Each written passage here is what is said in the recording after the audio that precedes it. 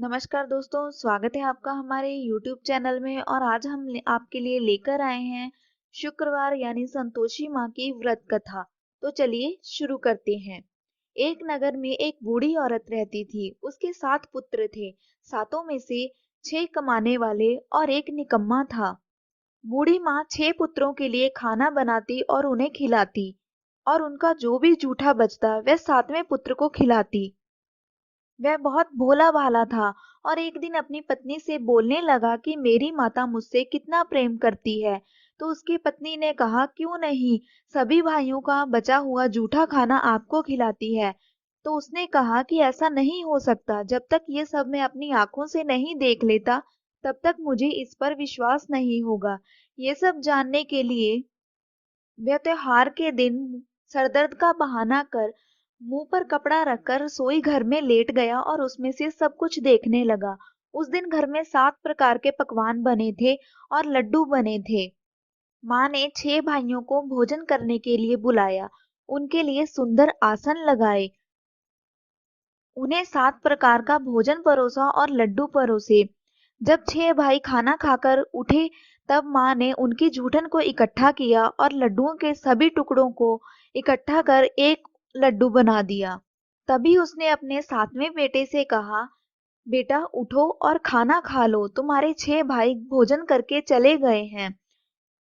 तो वह उठा और उसने बोला कि माँ, मुझे भोजन नहीं करना, मैं प्रदेश जा रहा हूँ। माँ ने कहा, कल जा रहे हो तो अभी आज ही चले जाओ। वह बोलने लगा, हाँ हाँ, अभी जा रहा हूँ। यह बोलकर वह घर से चला गया और रास्ते में जाते समय उसे अपनी पत्नी की याद आई। उसकी पत्नी गौशाला में उपले बना रही थी। उसने अपनी पत्नी को अपनी अंगूठी दी। उसके बाद वह वहां से चला गया और चलते चलते बहुत दूर देश पहुंच गया। वहां पर एक साहूकार की दुकान थी। उसने साहूकार से कहा कि उसे नौकरी पे रख ले। साहूकार को भी काम करने वाले लड़के की जरूरत थी और उसने उसे नौकरी पर रख लिया। लड़के ने पूछा कि उसे वेतन क्या मिलेगा, तो साहूकार ने कहा कि उसे उसके काम के हिसाब से पैसे मिलेंगे। कुछ ही समय में वह सारा काम सीख गया और 3 महीने में साहूकार ने उसे अपने आधे मुनाफे का भागीदार बना लिया। वह 12 ही साल में एक अच्छा नामी सेठ बन गया और मालिक का सारा कारोबार संभालने लगा। उसके जाने के बाद उसकी माँ ने उसकी पत्नी के साथ बहुत बुरा व्यवहार करना शुरू कर दिया।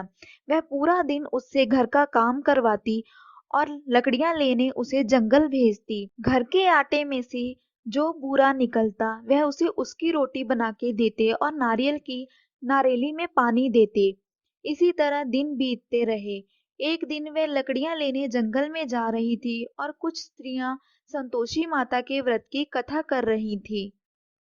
वह भी कथा सुनने लगी और उसने उन स्त्रियों से पूछा कि आप ये किस माता का व्रत करती हो और इसके क्या फल मिलते हैं।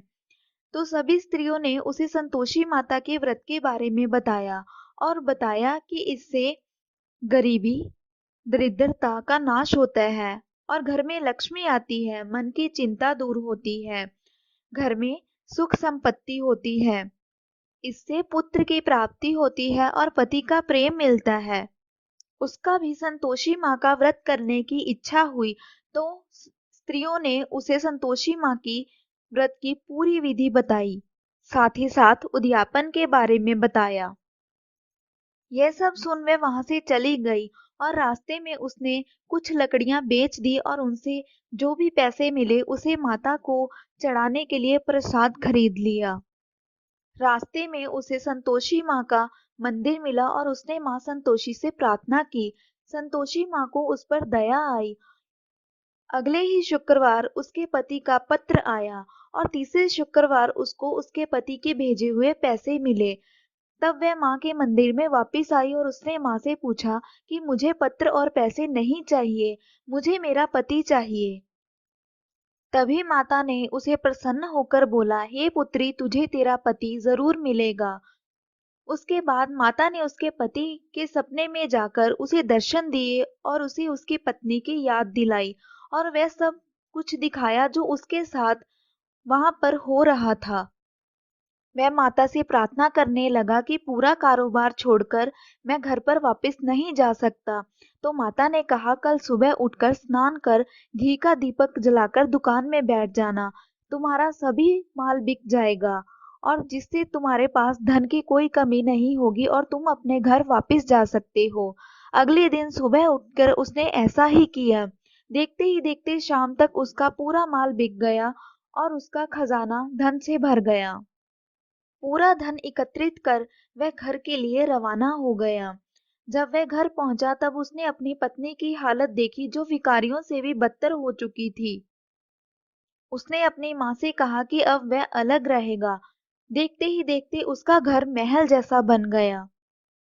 कुछ समय पश्चात उसके व्रत पूर्ण हुए और उसने अपने पति से कहा कि वह संतोषी माँ का उद्यापन करना चाहती है।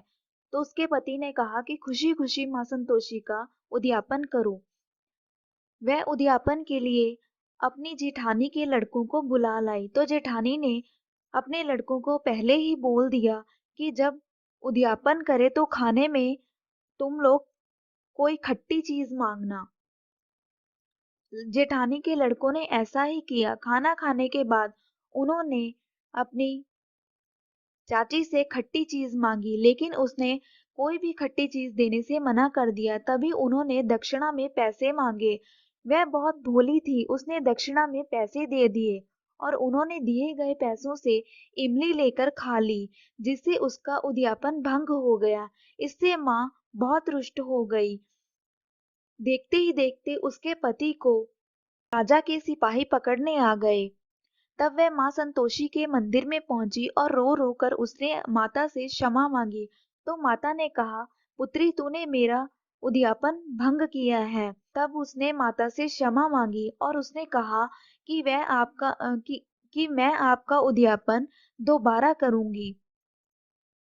तभी माँ ने कहा कि इस बार कोई गलती नहीं होनी चाहिए। जब वह मंदिर से घर लौट रही थी तब रास्ते में उसे उसका पति मिला। तो उसने अपने पति से पूछा कि सिपाही उसे कहाँ लेकर गए थे। तो उसके पति ने बताया कि राजा ने उससे टैक्स मांगा था, जो वह इतना सारा धन लेकर आया है, बस वही देने गया था। तो दोनों खुशी खुशी घर आ गए। अगले शुक्रवार उसने माँ संतोषी का फिर से उद्यापन किया। इस बार उसने ब्राह्मण के लड़कों को भोजन करवाया। दक्षिणा में उसने पैसों की जगह उन्हें एक एक फल दिया। इससे माँ संतोषी बहुत प्रसन्न हुई। 9 महीने के बाद उसके घर में एक सुंदर पुत्र ने जन्म लिया। वह अपने पुत्र को लेकर हर रोज संतोषी माँ के मंदिर जाने लगी।